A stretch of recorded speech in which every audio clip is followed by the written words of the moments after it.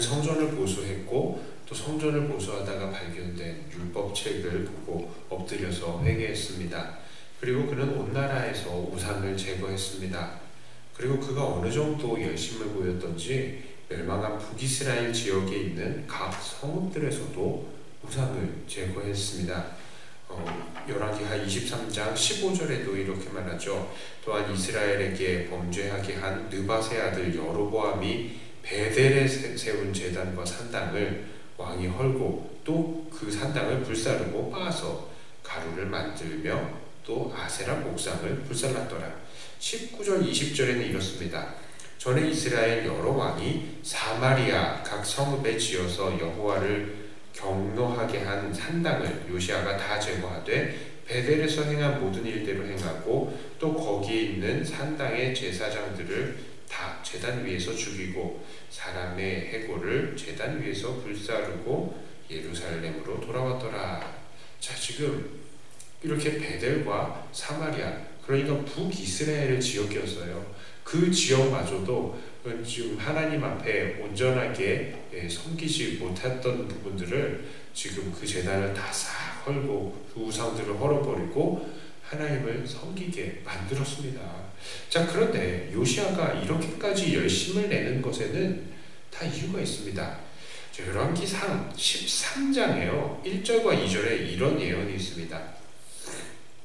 보라, 그때에 하나님의 사람이 여호와의 말씀으로 말미암아 유다에서부터 베델에 이르니 마침 여로보암이 제단 곁에 서서 분향하는지라.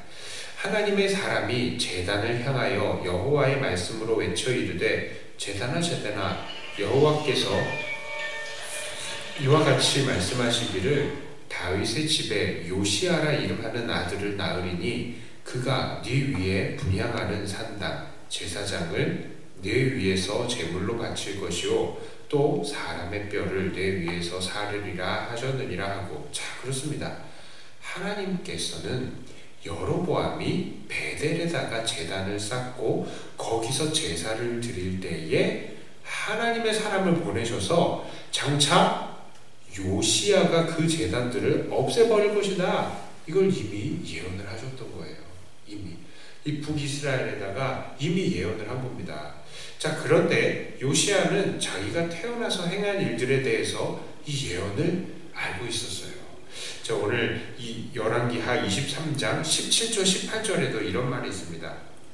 요시아가 이르되 내게 보이는 저것은 무슨 비석이니야 하니 성읍 사람들이 그에게 말하되 왕께서 베델의 제단에 대하여 행하신 이 일을 전하러 유다에서 왔던 하나님의 사람의 묘실이니이다 하니라. 자, 이르되 그대로 두고 그의 뼈를 옮기지 말라 하매 우리가 그의 뼈와 사마리아에서 온 선지자의 뼈는 그대로 두었더라. 자, 요시아는요 베델에서 찾아와서 제단이 무너질 것을 예언하고 돌아오는 도중에 이 늙은 선지자의 꿰매 빠져가지고 죽은 그 선지자의 시신을 발견했는데 그가 왕이 한 일을 전하러 왔던 사람이라는 것까지 전해 듣습니다. 자, 그러니까 그는 일찍이 자기의 이 사명을 알았고 그 사명에 충실하면서 또 순종하면서 일했던 사람인 것입니다. 자, 그래서 남유다뿐만 아니라 이미 폐허가 된 북이스라엘 지역까지도 찾아와서 각 성읍들의 우상과 그 제단들을 다 무너뜨린 겁니다. 자, 게다가요 요시아는 그동안에 여러 시대 동안에 지키지 않았던 유월절도 회복하여서 지켰습니다.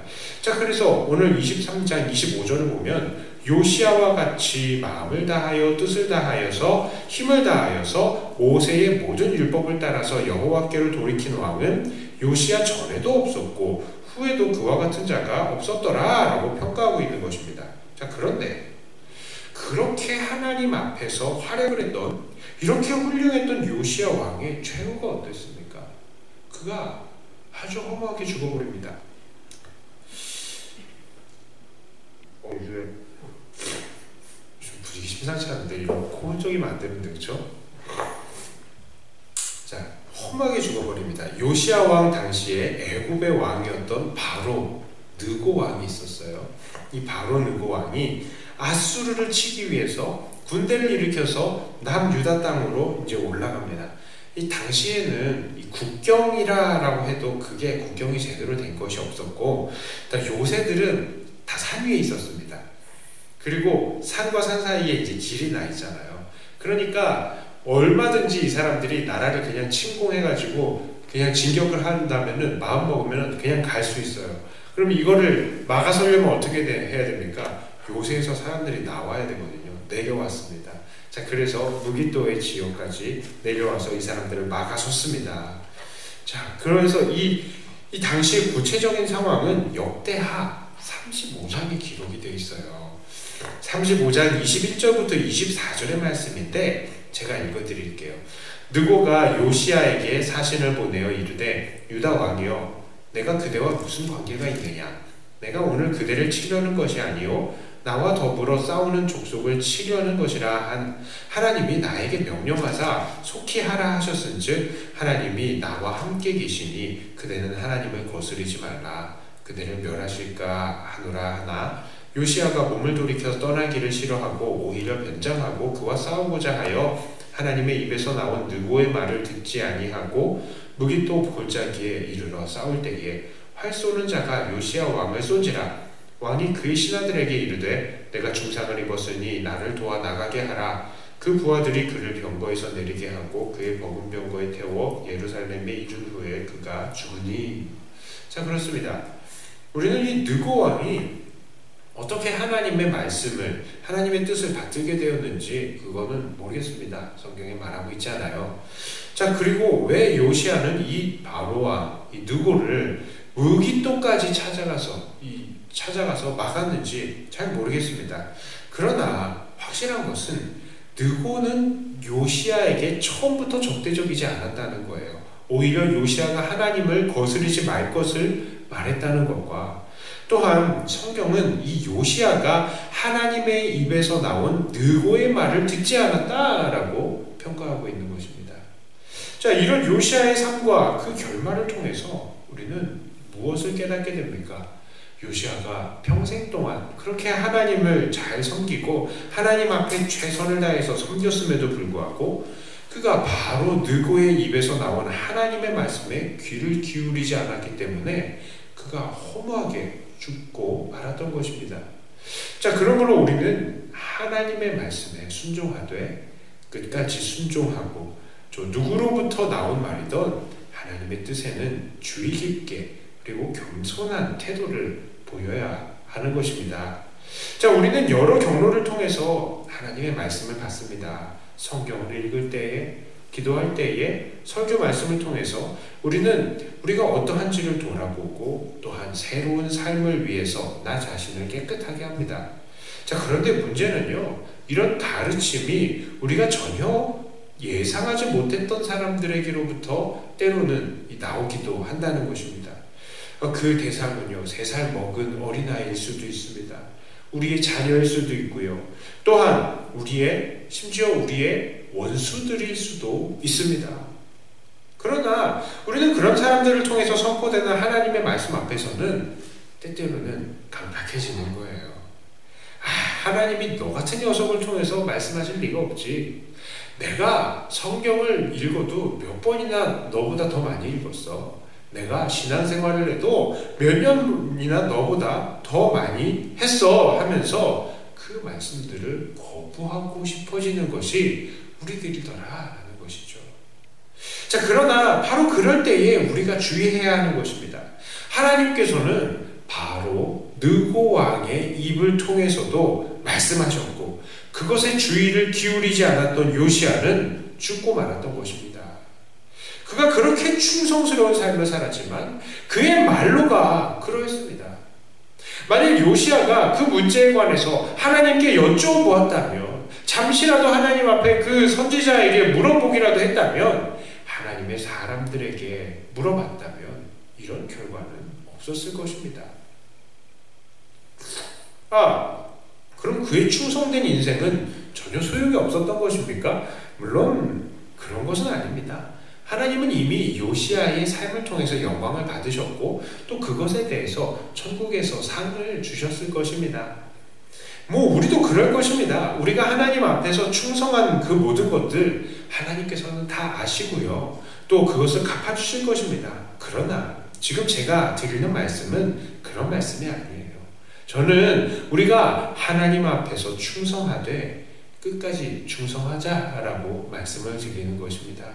사랑하는 성도 여러분, 우리 성도님들은 지금까지도 충성했으니까 우리의 삶은 정말 하나님께 끝까지 영광이 되도록 끝까지 조심하고 끝까지 겸손해야 하겠습니다. 그러므로 우리는 어떠한 삶을 살아야 합니까? 어느 누구에게나 나타날 수 있는 하나님의 뜻을 발견하기 위해서 끝까지 겸손하시고 끝까지 기도하시며 그래서 끝까지 순종하시는, 그래서 오직 하나님의 귀한 도구로만 쓰임을 받으시고 하늘의 큰 상을 받아 누리시는 저와 여러분들, 사랑하는 백동교회 성도님들이 다 되시기를 주님의 이름으로 축복합니다. 기도합니다. 하나님 아버지, 오늘 우리는 그렇게 하나님 앞에 충성했던 요시야 왕도 잠시 부주의로 인해서 그렇게 허무한 죽음을 당한 것을 통해서 끝까지 겸손하게 하나님의 말씀을 들어야 하겠다는 것을 도전을 받습니다. 그 대상이 3살 어린아이건 우리의 자녀들이건 심지어 우리의 원수들이건 우리는 정말 하나님의 그 앞에 겸손하면서 하나님의 그 뜻을 발견하고 그 뜻에 최선을 다해서 순종하는 사람들이 되게 하여 주시옵소서. 이것을 위해서 우리는 우리의 자존심을 버리게 하여 주시고 하나님 앞에 늘 겸손한 그런 태도를 갖게 하여 주시옵소서. 하나님, 우리의 남은 이 삶을 아버지 하나님께 맡겨드립니다. 하나님께서 우리의 삶을 인도하여 주시되 매일매일 우리에게 말씀하여 주시고 그 말씀을 통하여서 우리가 날마다 새로워지게 하여 주시고 하나님 앞에 날마다 기쁨만 올려드리는 삶이 되게 하여 주시옵소서. 우리 백동교회 모든 성도님들 하나님께서 붙드시고 하나님, 날마다 하나님 앞에 겸손하고 날마다 순종하고 날마다 사랑하여서 우리 교회는 하나님의 기쁨만 올려드리는 그런 교회가 되게 해 주시옵소서. 우리를 하나님께 올려드리며 우리 주 예수님 이름으로 간절히 기도드리옵나이다. 아멘. 하늘에 계신 우리 아버지여, 이름이 거룩히